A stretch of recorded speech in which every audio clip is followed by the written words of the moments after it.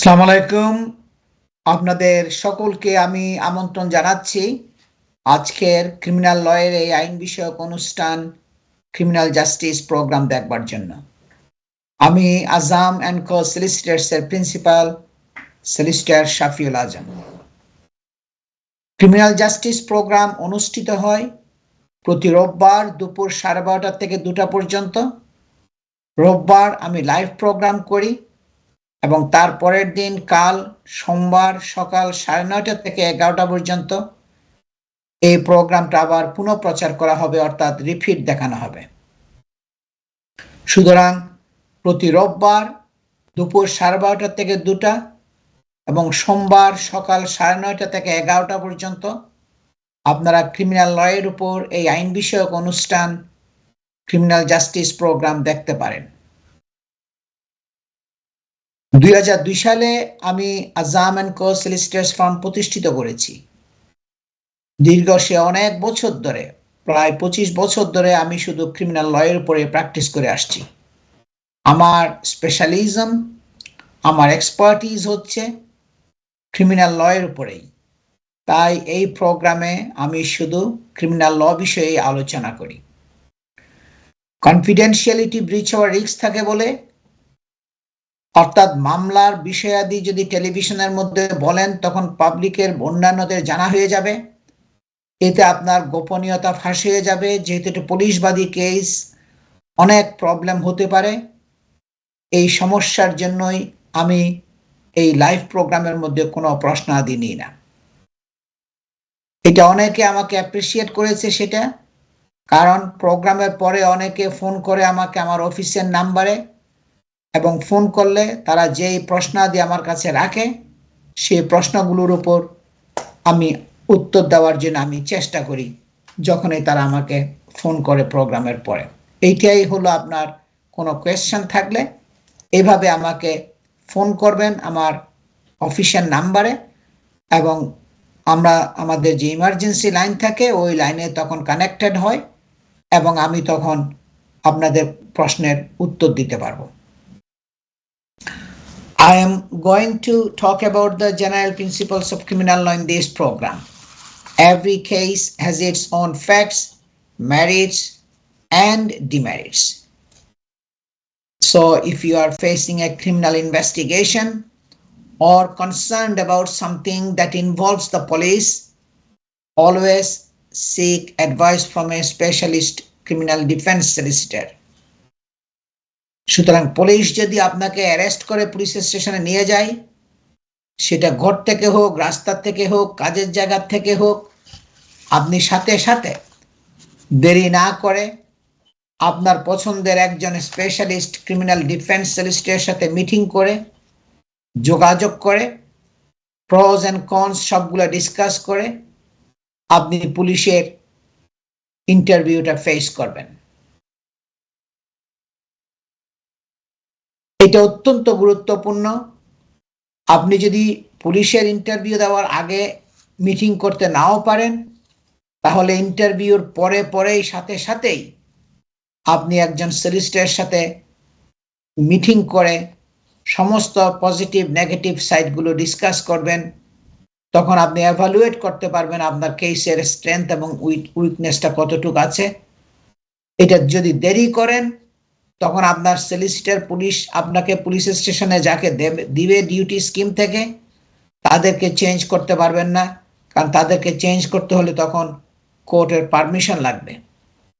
এই জন্য ইন্টারভিউর সাথে সাথেই ওই দিনেই বা তার পরের দিনেই কেস কোর্টে যাবার আগে আপনি আরেকজন সলিসিটরের সাথে যদি মিটিং করতে পারেন, তখন আপনি এভালুয়েট করতে পারবেন আপনার কেসের স্ট্রেংথ কতটুকু, উইকনেস কতটুকু আপনার বিরুদ্ধে আছে, কি আপনাকে করতে হবে কেসটাকে প্রিপেয়ার করার জন্য, সব আপনি পজিটিভ নেগেটিভ সাইডগুলো ডিসকাস করতে পারবেন।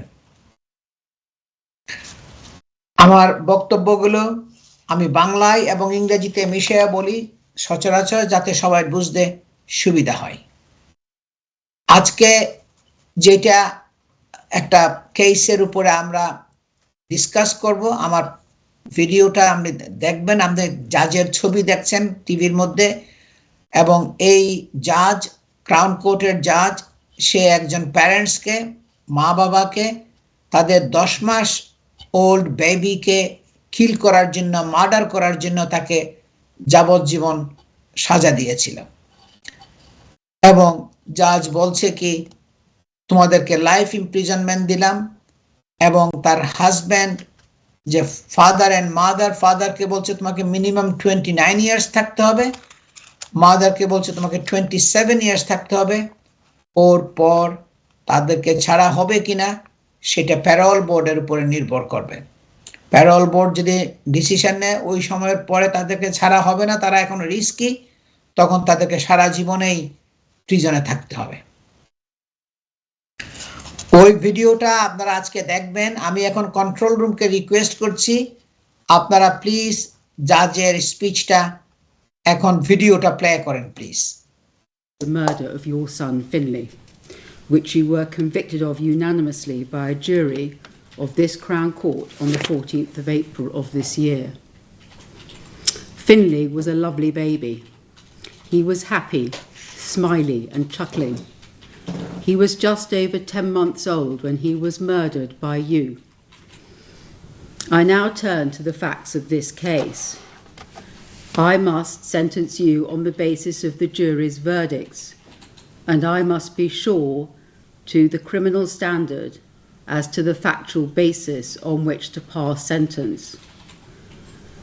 The facts in relation to the last days of Finlay's life are terrible to describe and very distressing. Finlay died in the very early hours of Christmas Day 2020. He was in his cot in your bedroom at home. He died of septicemia, endocarditis and pneumonia. The infections which killed him had all set in and taken hold because of the extensive fractures to Finlay's ribs and other bones, which acting together you inflicted on him, and I'm sure you did so before the 16th of December, which was more than 9 days before he died. You both knew that Finlay was very seriously ill and dying as a result of what you had done to him, yet you deliberately failed to seek any medical help for him, and you deliberately made sure that he was not seen by anyone who could have rescued him and taken him away from your care. Medical intervention would have saved Finlay's life, and if Finlay had been given antibiotics and the necessary care in the minutes and hours before he died, he would have made a complete recovery. He would have been alive today. I'm sure that you both knew Finlay was dead when you dialed 999 at 2:27 a.m. on Christmas Day. Finlay had, by that time, been dead for over half an hour. 5 minutes later, there was a very experienced paramedic on the scene. He had been told there was a paediatric arrest, and when he arrived, he could see straight away that Finlay did not have a pulse. He was unkempt and dirty, his clothes were dirty and stained, and there were obvious marks and wounds around his mouth and nose. The paramedic then asked both of you for a history of what had happened that evening, and you both lied to him. You told him you thought Finlay had COVID, that he was fine when he went to bed at 7 p.m, and that he'd been woken for a final feed around midnight before you went to bed. None of that was true. Finlay was rushed to hospital with you, Shannon Marsden. Nothing could be done. Many of the marks and bruises on Finlay's body were obvious to the doctors who saw him and tried to revive him. You, Shannon Marsden, told various lies to the doctors that night when they were trying to understand what had happened to Finlay in the days before he died. You, Stephen Bowden, arrived at the hospital at 4:20 a.m, and once there you too lied to the doctors about the final hours and days of Finlay's life. There is a standard process which follows the unexpected death of a child, and that process was adopted in this case. Finley's body was examined by a variety of medical experts who provided opinions as to what they had found. These skilled medical examinations identified the cause of Finley's death and revealed numerous non-accidental injuries to his body. Finley had 46 rib fractures. 12 other bones were fractured. These included Finley's pelvis, both his legs, both his collarbones, his left shoulder blade and his right arm. The agreed medical evidence was that these fractures were all inflicted between the 4th and 22nd of December, and they all caused Finley severe pain and suffering. Considerable force was required to cause these fractures. The rib fractures were caused by forceful compression of Finley's chest. The fractures to Finley's ribs and the pain that caused to him meant that he could not breathe properly. Pneumonia then took hold in his lungs, and it was that untreated infection which spread through his body and developed into osteomyelitis, endocarditis and septicemia. It was those infections which killed him. The fractures to the pelvis were caused by forceful pressing down on the hip area. The fractures to the collarbones were caused by forceful squeezing of the shoulders towards the chest, or direct blows to the fracture sites. The spiral fracture to the right femur was caused by holding Finley's knee and twisting the leg. The fracture to the right tibia was caused by forceful gripping and twisting the leg. The fractures to the shoulder blade, arm and other fractures to Finley's legs were caused by direct blunt force blows. There were 50 bruises, 11 abrasions and 9 marks to Finley's body. Most of these bruises, abrasions and red marks were to Finley's head and face. I'm sure that the circular bruises on Finley's head and face were imprint marks, and they show that Finley was held on the head with excessive force on a number of occasions. The upper and lower frenulum in Finley's mouth was torn and ulcerated. There were inflicted injuries caused most likely by pushing Finley's feeding bottle into his mouth with excessive force, or by a strike or forceful push against his mouth. There were extensive areas of burns on his left hand. The first area over his fingers were caused by contact burning. The area on the side of his hand and little finger were caused by flame burning. These burns caused Finley intense pain. As to the infections, the infection of osteomyelitis in Finley's bones caused him deep throbbing pain. He would have had a fever, discomfort and suffering as a result of the pneumonia and endocarditis. The medical experts also identified that Finley's thymus gland was severely depleted. This was a consequence of the severe or prolonged stress to Finley's body, trying to fight disease and infection. From all the evidence, I am sure that the fractures were inflicted on at least 2 separate occasions by sustained, brutal assaults. It may well have been more, but I cannot be sure of this. The first occasion was the 12th of December 2020. The second occasion was between the afternoon of the 14th of December and the morning of the 16th of December. I'm also sure, given the nature and number of other injuries and their location on Finley's body, that he was subject to repeated abuse on multiple occasions. Once the injuries had been inflicted, Finley's daily experience was one of considerable pain, distress, and suffering. The consequence of all the fractures to Finley's body was that it was obvious to both of you by the 16th of December that Finlay was very seriously injured and he was utterly miserable.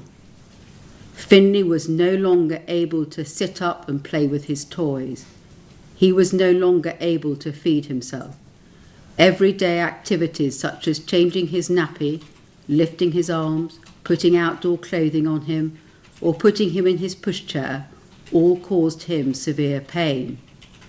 The pain in his fractured pelvis and thigh bone could only have been alleviated by morphine and immobilizing his body. You also knew that Finlay was not eating his food. Instead of gaining weight, he lost weight. That was because, as he had so many fractures, eating caused him pain and he was not well enough to eat. And on top of that, his body was fighting the infections that he had. By the evening of the 23rd of December, he was plainly dying. There was nothing subtle about this at all. It was totally obvious to both of you. I now turn to some of the background. You met each other in the summer of 2017. Stephen Bowden, you were 24 at that point. Shannon Marsden, you were 16. In no time at all, you were inseparable, drawn together by your use of drugs and the unhappiness you felt in your own lives at the time and your instant attraction to each other. You, Shannon Marsden, were besotted with Stephen Bowden. From what they saw and from the lies you both told them, they thought things were going well. The true position, which they were unaware of, was that you were both using large amounts of cannabis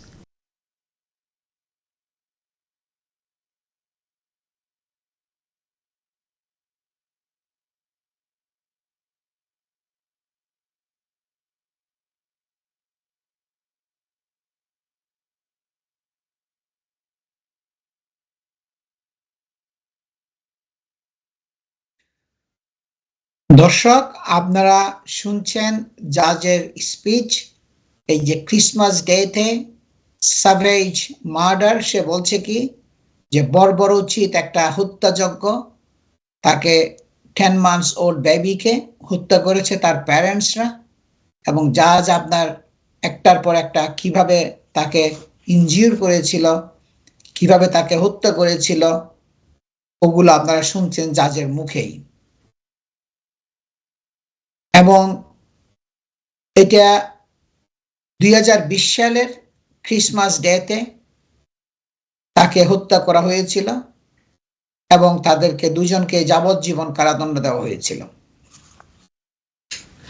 তার বডির মধ্যে দেখা গেছে burned and bait, আপনার তাকে beating করছে এবং তাকে যে আগুন দিয়ে জ্বালিয়ে দিয়েছে তার বডি, ওগুলোর বিভিন্ন ক্ষতবিক্ষত আপনার ছিন্ন ইনজিউরিজ, 130 ইনজিউরিজ, আপনার সেপারেট ইনজিউরিজ তার বডিতে ছিল, ইনক্লুডিং তার ফ্র্যাকচারস, তার ভাঙ্গা হাড় ভেঙে দিয়েছিল, হাড় বডির হাড়গুলো, এবং মাল্টিপল বোন ব্রেকস অ্যান্ড ফ্র্যাকচারস।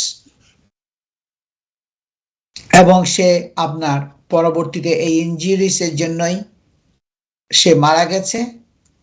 এবং তাকে he died just a few weeks after being returned by authorities to his parents' home in Chesterfield. মানে তাকে অথরিটির কেয়ারে ছিল, সে চাইল্ড কেয়ারের মধ্যে ছিল। ওখান থেকে তাকে রিলিজ করার পরে, ওটা তারা একটা রং ডিসিশন নিয়েছিল রিলিজ করাটা, তার প্যারেন্টসের কেয়ারে দেওয়ার কয়েক সপ্তাহ পরেই তারা তাকে দুইজনে মিলে তাকে এমনভাবে জখম করেছিল, সে আপনার ওই জখমের জন্য সে মারা গেছে ক্রিসমাস ডে 2020-তে। অনেক জখম, পেলভিসের মধ্যে ফ্র্যাকচার্ড বোন, এবং তার দেখা গেছে বার্ন মার্কস অ্যান্ড 71 ব্রুজেস, তার বডিতে অনেক মানে আগুনের জ্বালাইয়ে দিয়ে দেওয়ার যে চিহ্ন ওগুলো দেখা গেছে, এবং হোল বডির মধ্যে অনেকগুলো ব্রুজেস ছিল। এইগুলো সব জাজ বলছে, আপনারা শুনছেন, লাইফ ইমপ্রিজনমেন্ট দেওয়ার পরে। তারা দুইজন, বাবা এবং মা, denied murder but were convicted after a trial at Derby Crown Court. এবং ডার্বি ক্রাউন কোর্টের মধ্যে তারা বলছিল আমরা মার্ডার করি নাই, তারা ডিনাই করেছিল, কিন্তু এটা অনেক দিনের ট্রায়ালের পর জুরি ভার্ডিক্ট দিয়েছে তারা তাকে হত্যা করেছিল, তারা তাকে মার্ডার করেছিল। এবং জাস্টিস স্টিপলস, আপনারা ছবি দেখছেন এইখানে টিভির পর্দায়, এটা হইল আপনার ডার্বি ক্রাউন কোর্টের জাজ। সে আপনার দুইজনকেই লাইফ ইমপ্রিজনমেন্ট দিয়েছিল এবং বলছিল কি যে বাপ যে, তার নাম ছিল বর্ডেন, তাকে মিনিমাম 29 ইয়ার্স থাকতে হবে, এবং মা যে তাকে 27 বছর থাকতে হবে। ওর পরে ছাড়বে কিনা প্যারোল বোর্ডে ডিসিশন করবে। দর্শক, আপনারা আরো কন্টিনিউ করব, আমরা এই ভিডিওটা আপনারা শুনবেন জাজের স্পিচটা। আমি শর্ট একটা ব্রেকে যাচ্ছি, ব্রেকের পরে আমি আবার ফিরে আসব। আমি আজম এন্ড কো সলিসিটার্স এর প্রিন্সিপাল সলিসিটার শাফিউল আজম, সবাই আমার সাথেই থাকুন।